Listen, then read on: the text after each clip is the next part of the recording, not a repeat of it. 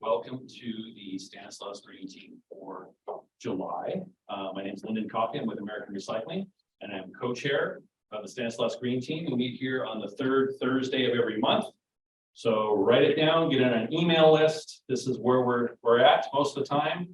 We do a hybrid version, both online through Zoom and is it Zoom or Teams? Zoom. And then we do it in person as well. So whether you can come for lunch or do it from home, that would be great. Today's lunch from Olive Garden is sponsored by American Recycling, where I happen to work. I did the job. And Repsco, he's not here, but Repsco, we appreciate that too as well. A good choice of food. So keep eating and keep enjoying. Probably room for seconds, I'd imagine for everybody here. So the first thing we normally do is introduce ourselves. So I'm just going to go around, just tell us who you are, who you're with real quick, and we'll get started. Start on this end. Okay, great. Hi, my name is Jean Saletta, and I work for the Stanislaus Council of Governments. And one of the programs that we have there is called Stanis Cruise. And the ultimate goal of the program is to reduce single occupancy vehicle travel. I'm Gavin Klein. I'm with the Office of Congressman John. My name is Abby Pendleton and I work for Assemblyman Juan Alanis. I'm Trish Christensen, President and CEO of the Modesto Chamber of Commerce. I'm Julian. I am the sustainability coordinator here at the chamber. Mark Stokes, online art sales and gallery. Sure. Ramon Mendez. I volunteer with the chamber and I work with Catherine on the Pro website design and helping businesses work with the Fantastic. Hello, Liz Rosebit, here, I'm the membership coordinator at the chamber. So if you have any questions, please feel free to reach out. Perfect. And Liz, Jolene, and Trish are also who you want to talk to. You might get on an email list, or if you're talking about or are interested in giving a presentation here that we do. Real quick, how many of us are online? Kurt, can you hear us? I can hear you. How are y'all? Give us an introduction. So I'm Kirk Oatman with I'm in Control. If you've got a mid-sized commercial building, we would love to help you reduce energy usage. Thank you. He's a former presenter, a solid attendee, whether through Zoom or in person, as Laura. So that's an example of how this thing works. The hybrid, as we call it, in person and through Zoom. So I'm gonna turn it over to Megan Schmessing. Sorry, I asked her and I screwed it up anyway. Clean Mobility Program Specialist. And Tom, he's the outreach manager, and he's on his way. He's stuck in traffic, like I was coming in. So turn it over, Megan. Thank you. Yeah, thanks everyone for having me. My name is Megan. I work at Grid Alternatives. We have an office in the Central Valley, always where Tom's from, and I'm from our Bay Area office. And should I connect for the slides or?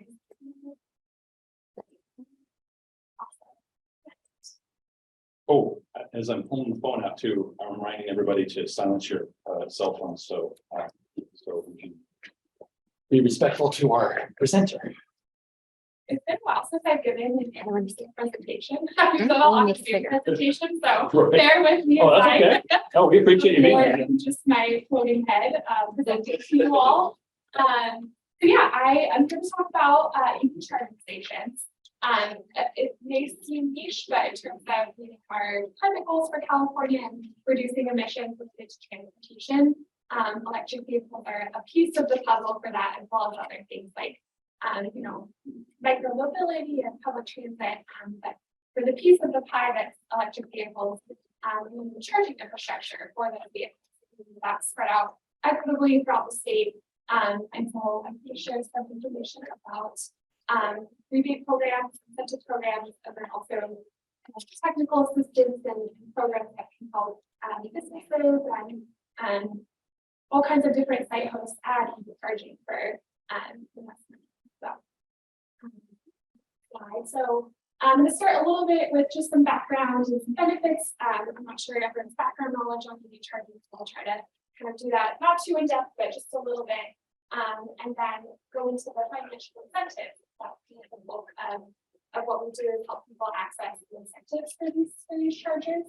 And then we'll have the camper Q&A, and then Tom will hopefully arrive to talk to you all about some of the other programs, our solar programs, and things like that.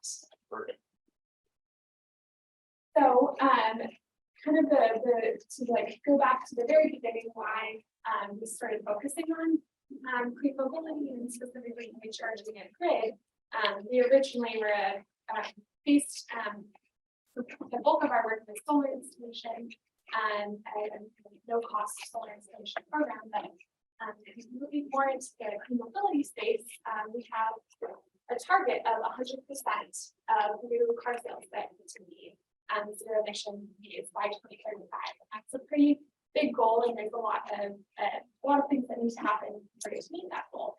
And as more and more employees and customers and community members are starting to drive EVs, having EV charging available is kind of more and more important.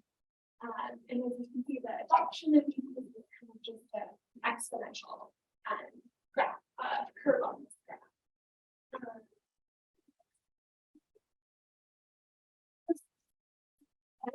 To have an EV charging, it's a great thing for the community, but it's also a great thing for businesses and places that are having the chargers, retailers and businesses, nonprofits, really any place of employment is a great place to add chargers because it supports charging for employees and typically people are charging during the day, which is when the most renewable energy is available for things like solar and wind. So it's great to have places where people can charge during the day while they're at work. Then there's also just some benefits that the employer will get. So there's increased time people spend marketing opportunities related to having yourself to do business. And there's also revenue opportunities from the direct sales of the energy for those chargers. Kind of the other piece of it is related to clean air and health benefits. So these are maps. One is from the Colorado screen on the top right, showing the Desto area, and red as you can see, red, orange, and yellow indicate higher levels of air pollution and things related to particulate matter from cars and other types of transportation. And then down on the bottom is a graph showing what the California Air Resources Board developed this metric for identifying disadvantaged communities that takes into account things like the environmental impact as well as income and a variety of different factors. And so that's where the goal of these programs is to focus the incentive funding in these communities that have more air pollution and that generally fit a lot for us in this condition. All right, next slide. So really quickly, I'm not sure how familiar everyone is if you drive an EV, if you know all about this. But there's three types of EV charging. There's level one, which is what you would install in your garage, and that charges pretty slowly, but you don't really need to do like electrical upgrades for a level one. But you could have your car plugged in all night and not have a full charge. So it's pretty low charge. Level two is what you'll often see around at businesses. Some people get level two chargers in their garage as well, or at their home when they buy an EV. And that's slightly higher powered, so around 4 to 6 hours to charge your EV. And then there's DC fast charger and level 3 chargers, which are very high power. And that's the kind of charger that will charge your car in 20 to 30 minutes. So if you're doing a long road trip, this is the kind of charger you would want to have access to, so you don't have to wait 4 hours in the middle of a road trip to charge your car. So these are level 2, level 3 are the charging types that the incentives focus on. Yeah. Yeah, there's a couple questions to kind of where everyone is like this. So I'm curious if really to answer any of these questions, if any of you drive an EV, if any of your employees or kind of coworkers drive EVs, And then if you have like a physical business or, you know, depending on where you work, have you seen EV charging stations located nearby? And do you feel like there's like an existing demand in where you're located at? So any or all options are applicable. Your level 3 version is what I think they just finished putting in right next door, like last week. Two of them side by side at the bank. At the bank. As you wrap the building, the ATM machines right there. I thought they were putting a new ATM machine in, but there's now 2 big towers as of today. Are they open to anybody or? The big part of that just showed up yesterday or Oh, today, okay. so I don't know, I haven't stopped to read it. Yeah. I think in a parking lot like that, they're public, aren't they? Open. They should be, yeah. That one of the things I would say is one of our employees just bought an EV vehicle and we all have parking lot right down the street, right across from where we are. But there's no EV charging there. So I'll let him know about this one, but still, I mean, there should be, I think, in a parking garage have EV. Nowadays have a couple of stalls for EV. And I Do we don't- not have any in the downtown ones yet? I think we do over here, but not at right down here. So that's. There's 3 city lots. I haven't I been in don't know them. where he lives, but they're putting in the massive charging station, they were right off of Astro. Gas station. He lives in Sacramento. Um, Freeway, right? Yeah, and they're putting in a jump there too. Are they really? Yeah, yeah. Yeah. You better get up here. Charge your car. Chargers.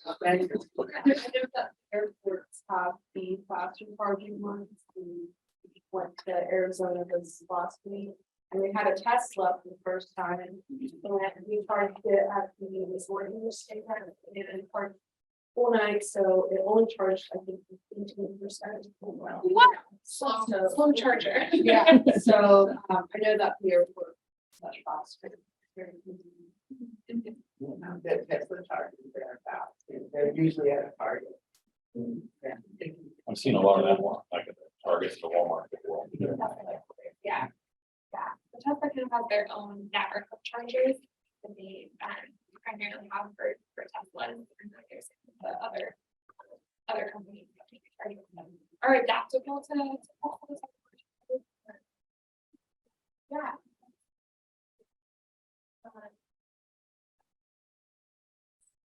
Slide. So now we're gonna get into the bulk of what we work on, which is the incentive programs. So it may seem like adding EV charging is a really big project to take on. Most people, that's not their main focus of their work. Is, you know, kind of a newer area. And so the hope with these incentives is that it really lowers the barriers to adding this infrastructure. And then also what Grid does is we do a lot of like support around figuring out how to do the projects, how to apply for the incentives. If you've ever applied for rebates, sometimes there are, you know, forms to fill out, there's hoops to jump through. And so we try to kind of lower all of those barriers. So one of the programs that Chris is working on in particular is called Communities in Charge. So this program provides the level 2 chargers, which is that middle type of charger. The goal is to prioritize equity through targeted outreach, and then also provide technical assistance and support so that we can build out the infrastructure where people put in for each other. So the program has identified these 8 different types of community connections, and these are different types of sites where the hope is to increase access to charging. So multi-family housing, that could be an apartment or you know, any type of multi-family housing. Having a charger at your home is kind of one of the easiest ways to charge. If you don't live in a single family home, if you don't own your home, it would be really hard to have access to charging at home. So this program is meant to help with that. Another one is tribes and tribal communities, healthcare facilities, schools, elementary schools, middle schools, high schools, and then public colleges and universities, churches and congregations, nonprofits, anywhere, any sites that are not owned by a local government, a park or a library or a community center, and then workplaces, so small business.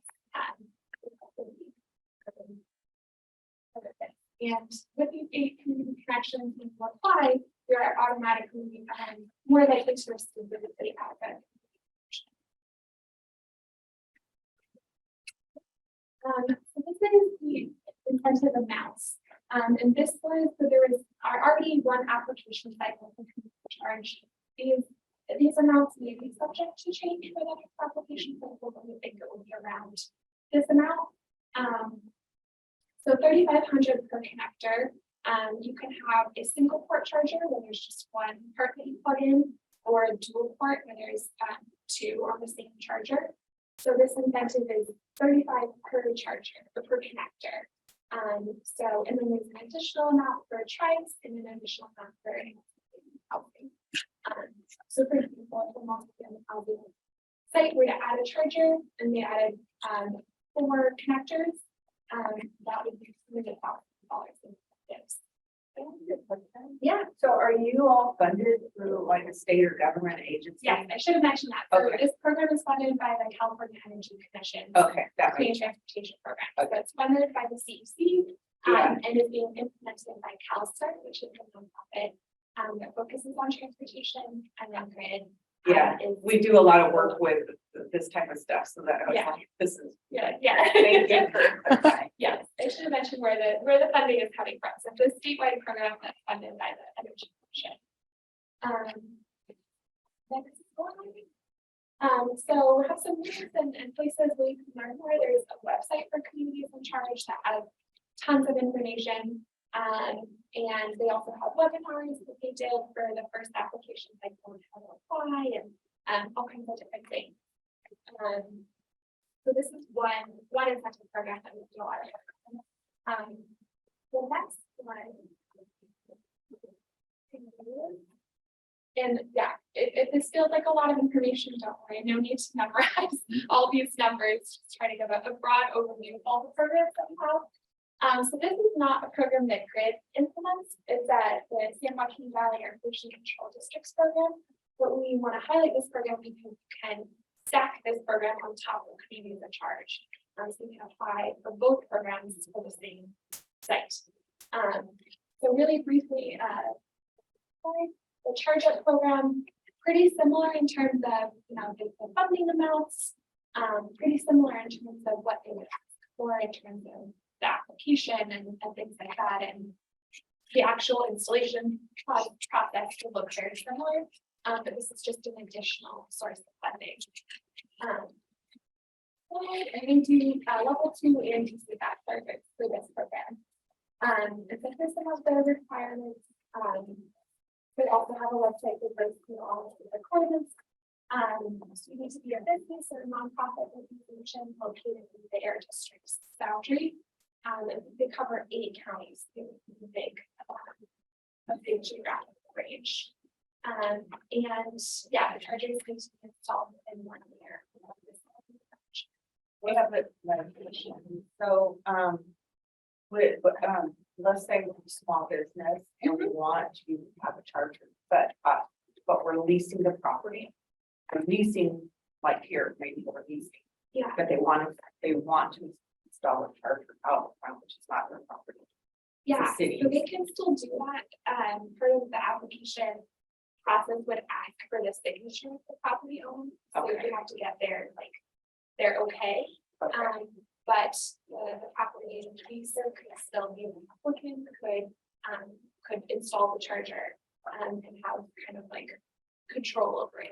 So there's a sign off from the city or county or whatever. From the property owner, yeah. But typically, we found that most property owners, like, if they don't have to be involved with it, I'm like, yeah, sure. Or not the ones doing it, or, putting the money in or things like that.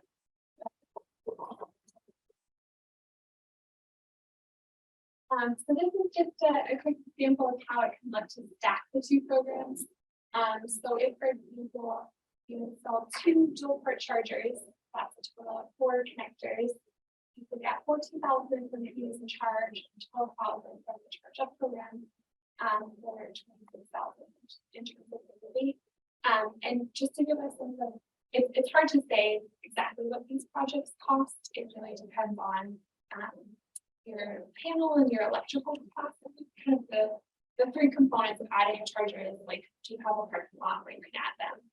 And then do you have a panel, an electrical panel nearby that parking lot? And then how will you get panel, the electricity from the panel to your parking lot? And to the spaces for the chargers. So if you have a panel that has capacity and it's relatively near your parking lot, you're in pretty good shape in terms of adding chargers. If you need to upgrade your panel to have more electricity, that can add a little bit of costs. Or if you need to like wire your chargers from a far distance into your parking lot, that can also add costs. So it is hard to give an exact range for what a project costs. But typically we've seen around like 20 to 25,000. So in this example, these 2 incentives would cover nearly everything in terms of the project. We really encourage stacking programs to cover more of the costs. And we can kind of support in terms of aligning the stacking and knowing when to apply for what and things like that. So that's for level 2 chargers. The next program we're going to talk about is called Power VIP, and that is for level 3 chargers. So the fastest kind of charger that will charge in 20 minutes. These projects are much bigger in scope because they require a lot more energy. The next slide, this project is also funded by the California Energy Commission and is being implemented by the Sustainable Energy, and then Grid and the Central California Ag Collaborative are the 2 outreach and activity partners.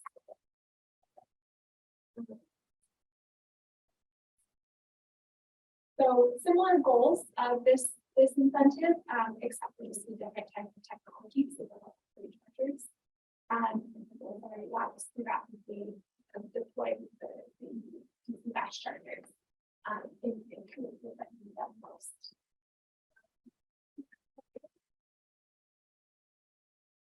So the way that this incentive works is a little bit different. The other programs are just available across the state. And then for the charge up program, it's available to the air districts counties. This program is also available statewide, but they do application cycles broken up by different portions of the state. So during their first application, they did the eastern and the central counties, and now they're moving to the northern and southern counties. So the next application is in September, but as you can see, it's including yellow counties on this map. Are those zones defined? Because they're not proportionate on the map. Is that by how many people are within them? I'm actually not sure how they want this breakdown by the state. They set different funding amounts. So for the first application, it was 10 million went to the central region and 20 million to the state. So it may be geographical, maybe population, or it may be like density of existing chargers. I'm not sure how they determine that.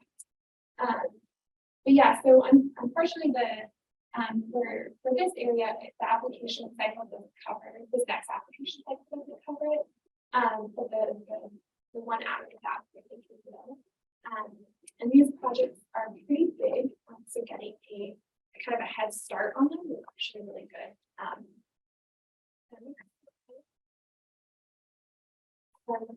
So as you can see, the rebates are quite a bit more because projects do cost quite a bit more. So and it's based on the amount of power that the charger has. So it's either $55,000 or $100,000 per connector.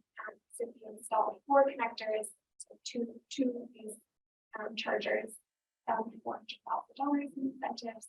So pretty large incentive. These projects do cost quite a bit more, so maybe $500,000 to $600,000 in terms of the cost of this project. So if you go to a level 3 charging station, you'll now have a better sense of the investment that goes into that infrastructure Yeah. and the investment that we need kind of statewide. Why the state is putting so much money into this is because, without that investment, it is very unlikely that these chargers will get installed in lower income communities or in communities that don't have those resources. And there's a system out there that Grid provides, that others provide, again, with the application, with getting in touch with the contractor, getting quotes, kind of the whole process of adding these chargers. So I have a couple more questions. Just to start out, I'm curious if any of you have heard of these incentives before, or incentives for EV charging in general. And now that you have heard of them, how confident would you feel about being able to access these different incentives? And how would that kind of change your feelings about doing and like adding EV charging to either a business or a nonprofit or kind of any of the other kind of connections that you know of? Did I understand correctly that only low-income communities are eligible for any of these rebates? Or is there a targeted one for low? There's plenty for everybody else too. Yeah, so for the tricky thing about these rebates is they all have different requirements. Okay. So the Cali VOP, so the DC fast charger rebate is only for low income and disadvantaged communities. And that's based off that map that I showed earlier. Communities in charge is not exclusive to those communities, it's statewide, and charge up is similar, not exclusive, but both I think add kind of prioritization to this application. So is more money available to low-income areas? Yeah. All the grants now, the federal and state grants, will be very highly looking at disadvantaged communities. For anything coming out of the state or federal is looking very heavily at the disadvantaged communities. The good news here is that Stanislaus, almost the whole county, is considered I disadvantaged. was just gonna say Yeah, that. so you don't have to really worry about it here. What the slide she showed earlier, which is called an enviro screening map. It for us, it's pretty much, unless you're like out in Del Rio or something, you should be pretty much fine. I understand that all of downtown, the rest of it is extreme. Yeah, and then Majority of our county is. yeah, exactly. Break the 17 from what you measure poverty. That's a countywide statistic. It applied to us when we were doing our California Green Business Network grant applications. Also, our Yeah. county pretty much we're disadvantaged. Well, and then also the air quality is so bad here. We're That's true. non-attainment, which means money, and then you have disadvantage, that's money. So as far as the money flows, I don't think it would be like a more small business difficult. You can quickly look up an address on that part of the population. Good timing. Right on top. We didn't need it. She's got it. Um, Come on in, guys, if you'd like to have a seat though, please, come on in. There's water. We've never been on a Zoom call. Wow. Yeah. Thank you. I guess related to the second of level 2 reduce the fast charging, I'm curious if folks have thoughts on that one, and then also the third question about barriers. It's helpful for us to get a sense of which barriers are the most, which barriers are seen the most pressing, and that way we can focus our resources on trying to lower those barriers. So timing could be like, I don't feel ready to do this kind of project. I have all these other priorities. Match funding is the funding that you have to put in to, in addition to the rebate. Technical assistance would be, I don't really know where to start with this type of project. Bureaucracy like speaks for itself, we've all dealt with that. And then awareness, like I just have a number of programs for it, so I can introduce to them.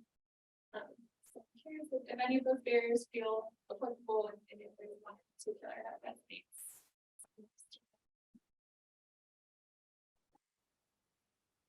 No, we're just tenants, so none of this, yeah.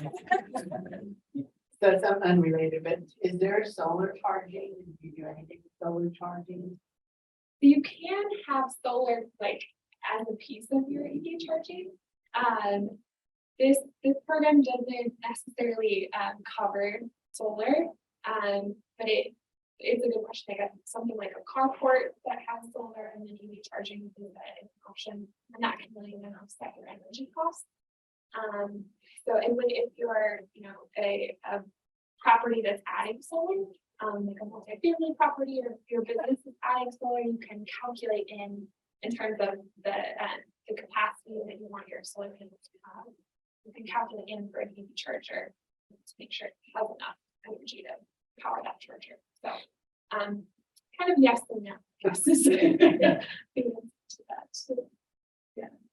And even if you don't directly own a property, you don't own the place where your business is or a nonprofit, I think all of us have connections to these types of places. So a school in our community, or the congregation that we attend, or if we live in a family property, like I do, then there is kind of opportunity to request, that or share information about these incentives, so that you then can have access to the chargers.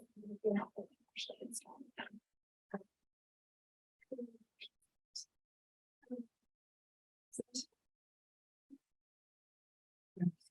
Okay, yes.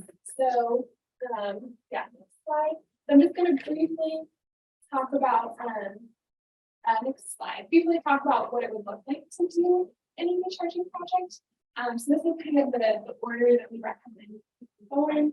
So there's getting to know your key partners, which would be any property owners or decision makers for whatever property is looking at adding these chargers. Getting to know your site is like I mentioned about like the parking lot, where's my parking lot, where's my panel, things like that. Deciding which type of charger you're most interested in installing and what kind of budget is available for the project, and then actually preparing the application and implementing it. And then Grid does free technical assistance for all of these different steps.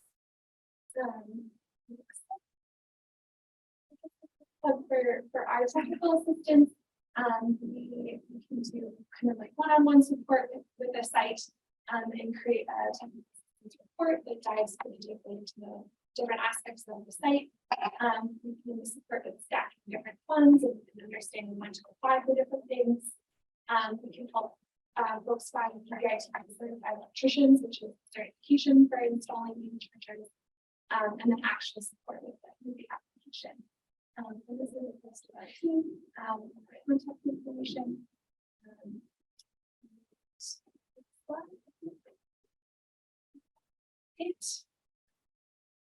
A lot of information. I appreciate you all listening.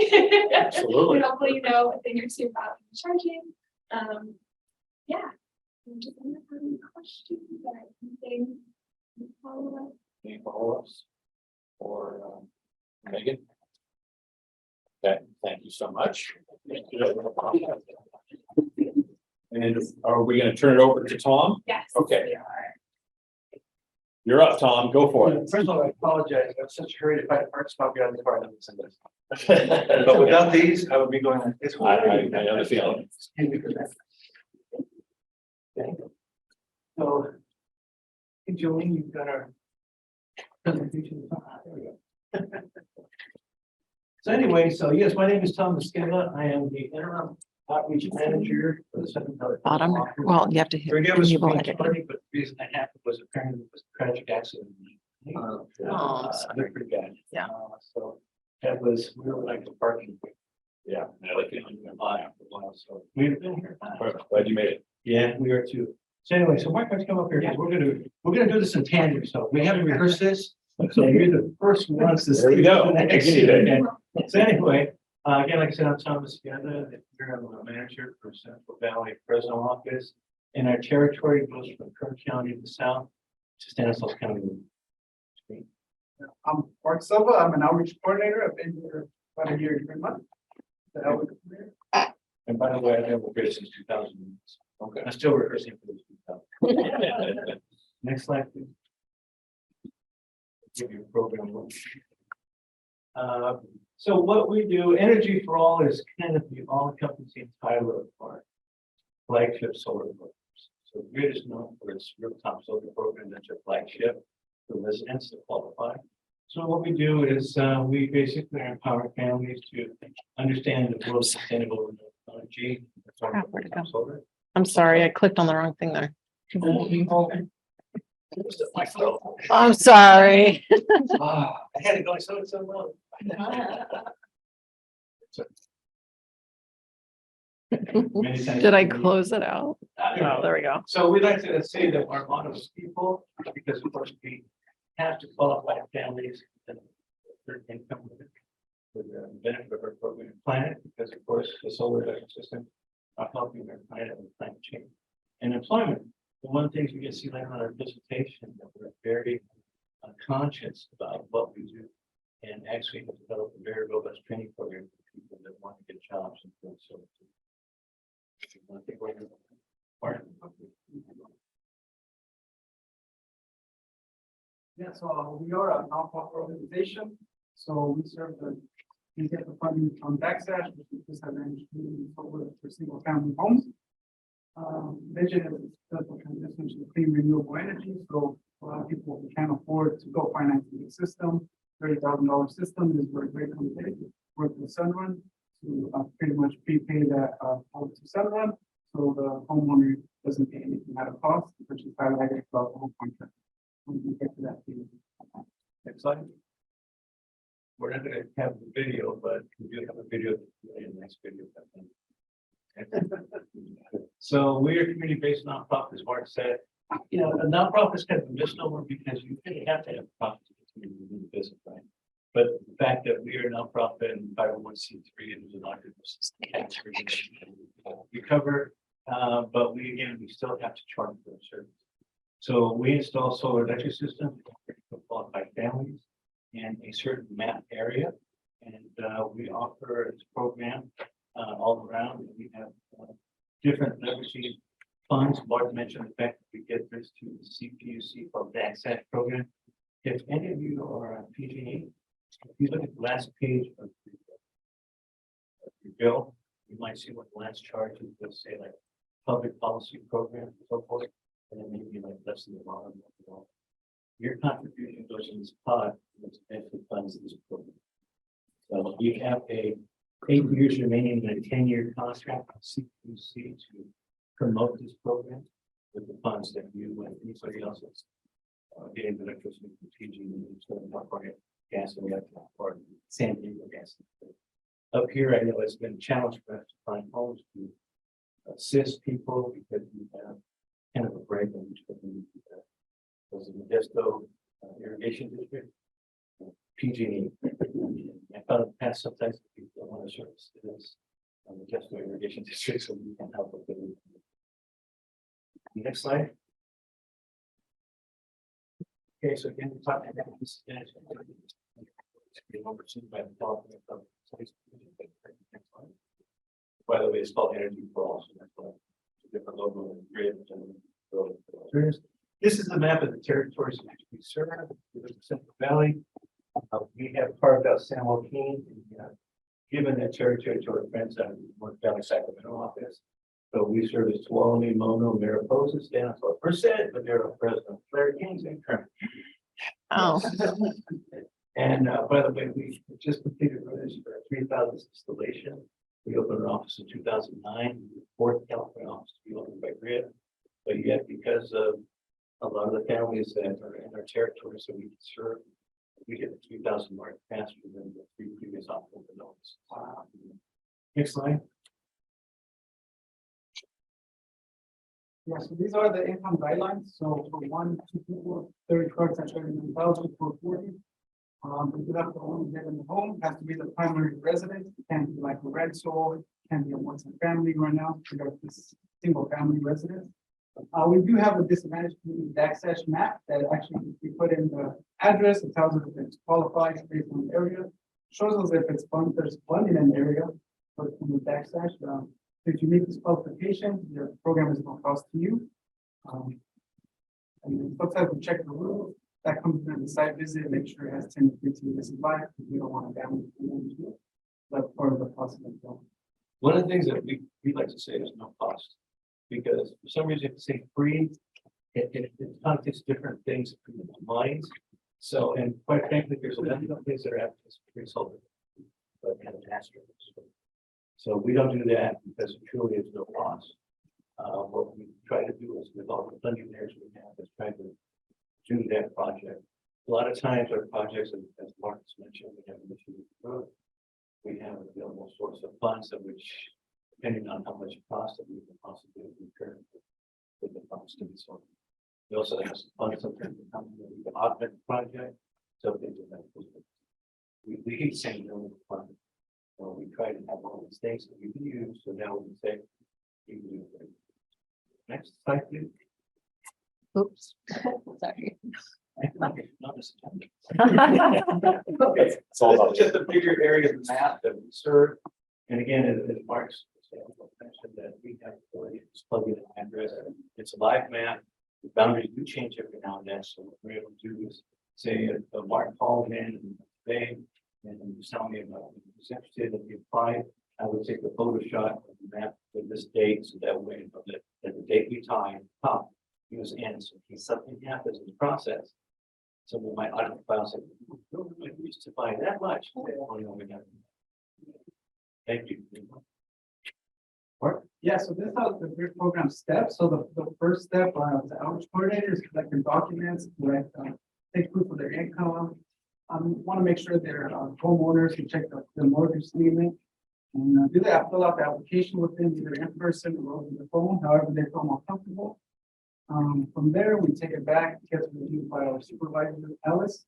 From there, we try to set a site visit, like check the roof, make measurements of the roof, see where the panels are going to go, where the sun is facing. Make sure there's no unpermitted structures, because the city does go out there, the inspection does go out there. Make sure everything's okay with that. From there, it gets kicked back. Two things can happen. They can let us know that the roof is old, can't be 10 to 15 years. It's not good for the panels, so they go into the pre-design. It's pretty much saying the roof has to be fixed before, if you want to move forward with the program, or we get the final design that's all we're ready to move forward with the permits or the contract. So we just get the confirmation over the design, how much we're estimated to save. Of course, with the changes with PG&E right now, it's about up to 50%, could be a little more, but we don't want to over promise them.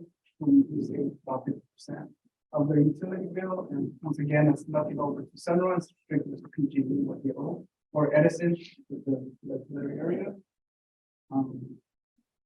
Yeah, then design gets over to them, do the contract, go over all the details, remind them there's zero cost, make sure they know that in the contract. Actually make them highlight it in the contract for the 25 years, the system is warranty under Sunrise, so if the panel malfunctions, will be replaced. You know, call, wait 10 days, they have 10 days to cancel, which is a lot of people really like that rule, just that company.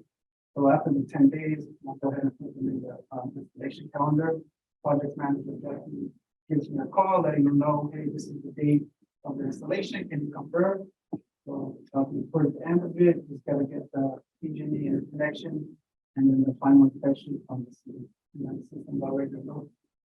Might take this. Yeah, so we are a partnership with someone, so third party owned, where request the funding and we pay it up front to Sunrun.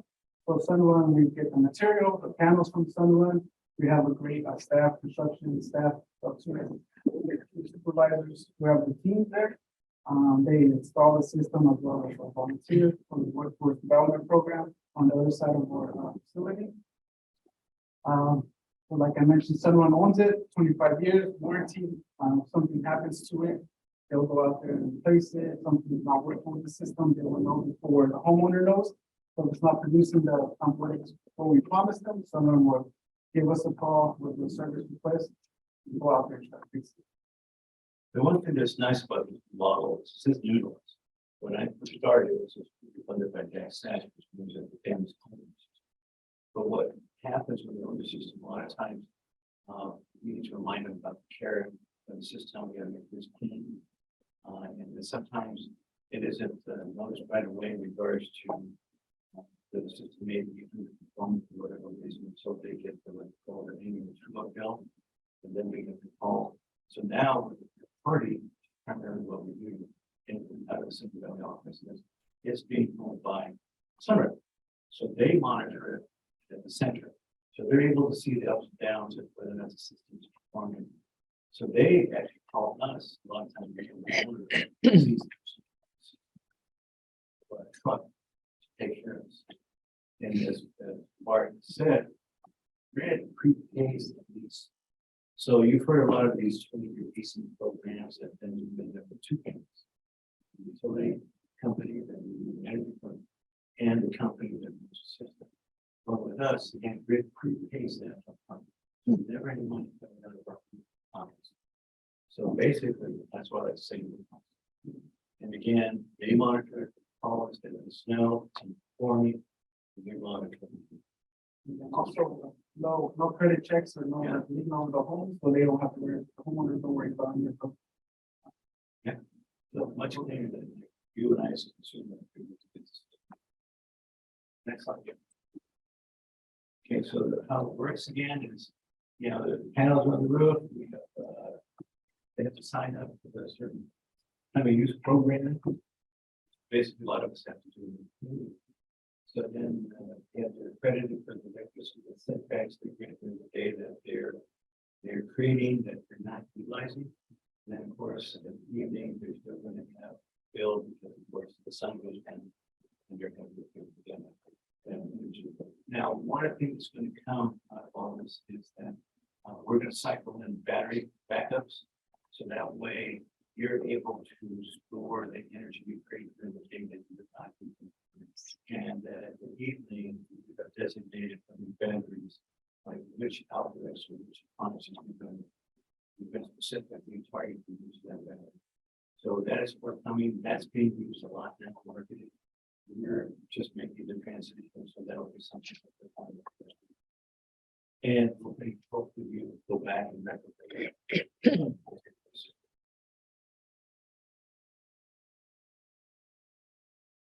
Yeah, so we do have a workforce development program, participant hourly wage, solar installation training.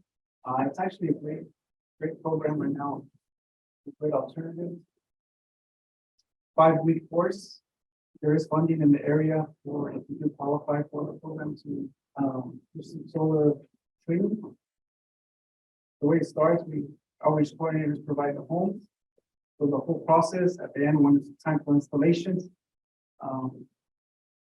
the training will go and install out our supervisors installing the system. They get hands-on experience.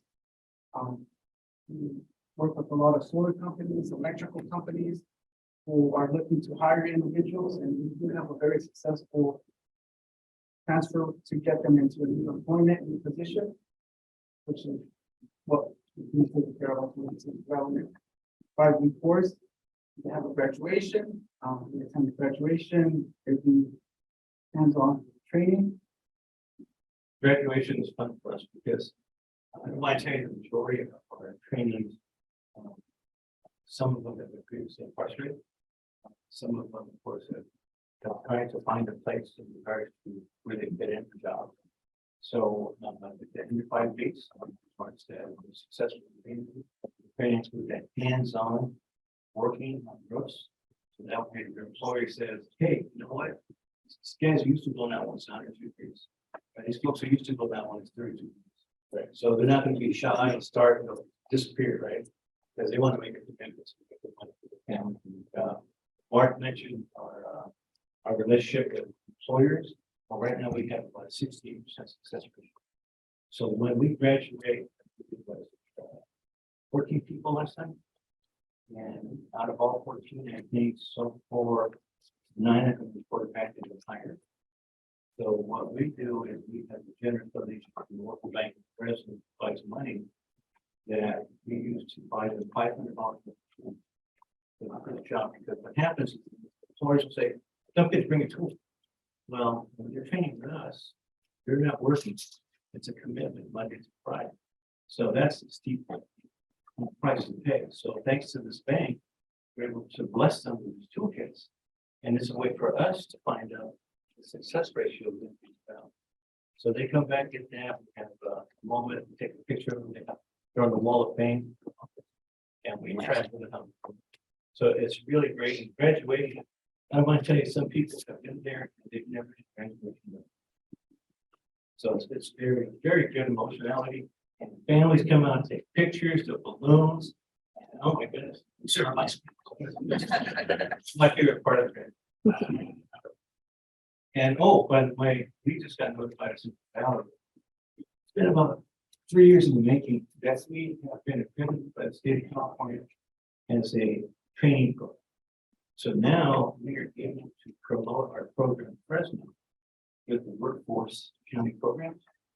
We're able to, in the future, come up with curriculum for nighttime classes. Weekend classes. Because a lot of people would like to know how to do this, but of course they can't forsake the job and stop. By the way, we do have one funder that's blessed us with funds that are very in graduation. We're able to give the veterans from the veteran scholarship to help sustain the family. That's great. And the last one, by the way, Mark mentioned, I didn't know his place with it. They actually provided 16 homeowners with solar. Wow. That's what we've had to do with it. Next one. The mobility feature, I kind of spoke to that, did you not? I think so. I hope so. I don't want to repeat what Short said, but again, just so you know, that grid, like you mentioned, is like umbrella. So we have it on different parts, components. In 2009, when I started, it was just worked out there. Now we've evolved to EV chargers. We have to solar on multi-family apartment complexes or affordable complexes. We've done some commercial buildings. We've done some solar on what we call community-based organizations.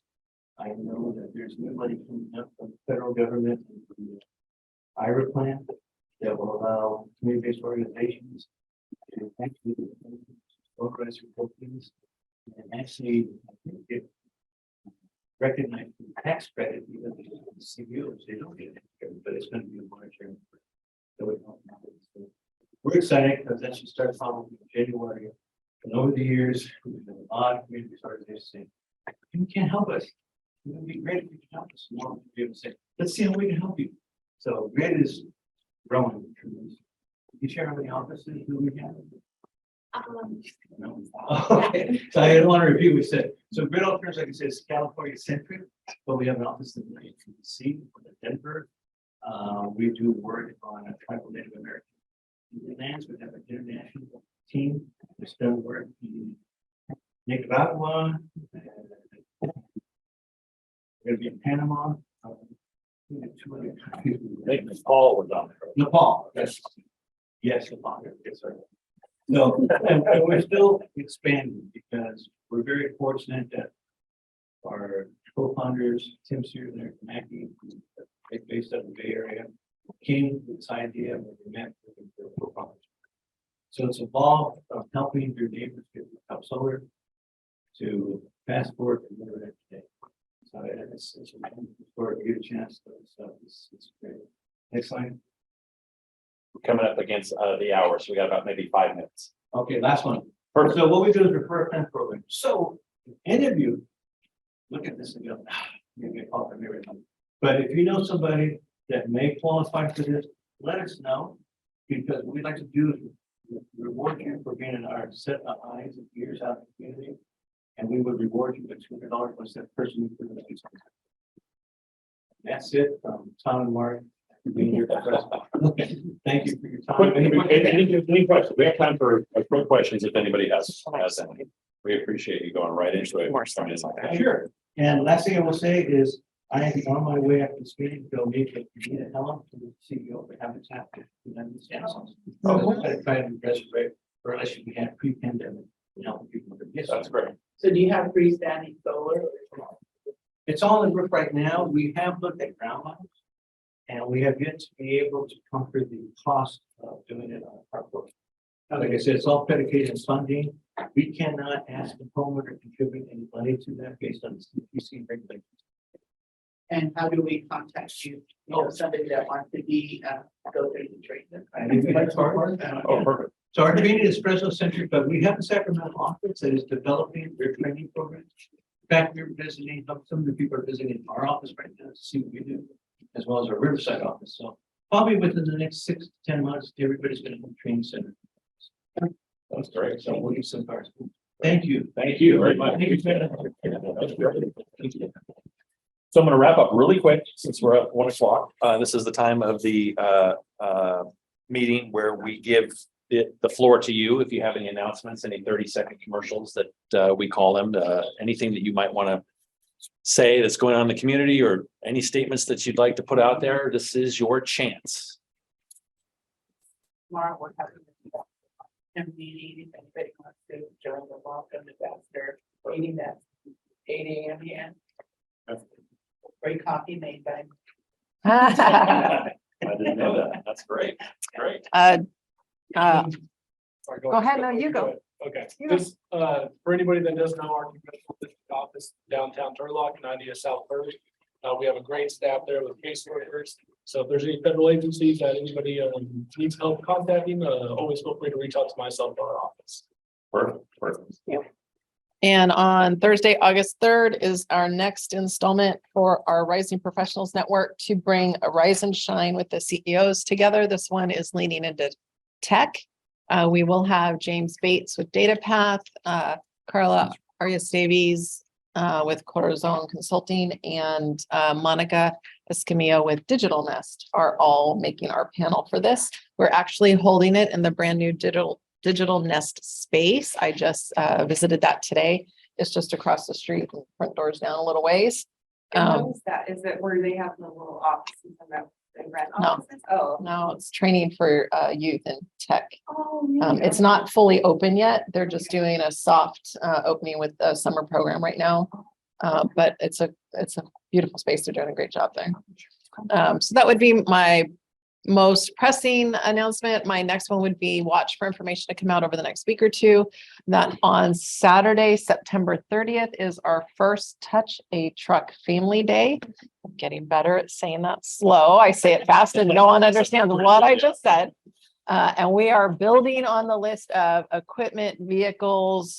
We want a wide array of things like pavers, grinders, dump trucks, bulldozers. It goes on from there. We have some unique vehicles, not just the standard coming from Sheriff's Department, from Police Department. The Sheriff's helicopter we're trying to work it out to have them land on the field for young people to get to see up close and personal. And the array is building by the minute. The utilities for county and city are both sending in their options today right now to our coordinator. So and then a million other things going on, but those are the two big ones I want to call out today. Fantastic. Anybody else before we wrap it up? Last thing I want to say, follow us on Facebook. Oh, We yeah. have a presence on there, Single Family Creative. Yeah, it's like, you're on social media, on Facebook. Check it out. That's And good. feel free to have some lunch. Yeah, you guys are on the road a long time. 1 second, we're hanging around for a few minutes afterwards, so. Absolutely. feel free to grab some food there. Our next meeting is here, August 17th, which is 5 days before my birthday. So we have plenty of days to shop there, remote. And do we have a speaker? Okay, so we need a speaker. So contact Jolene, Trish, or Liz about speaking. If you have somebody in mind, Kurt please send the waving. word. Thanks, Kurt. Appreciate it. And so we definitely want to book that speaker as soon as we possibly can for August. So please help us out there and tell a friend. And remember us, group, thank you for the presentation. But now you're on the hook. Now you're on the hook to attend every month. Send a representative through Zoom or in person. Give us an update. And spread the word. Thank you Okay. so much. Thanks a bunch. I appreciate it. We'll see you next month. Yeah, thank you.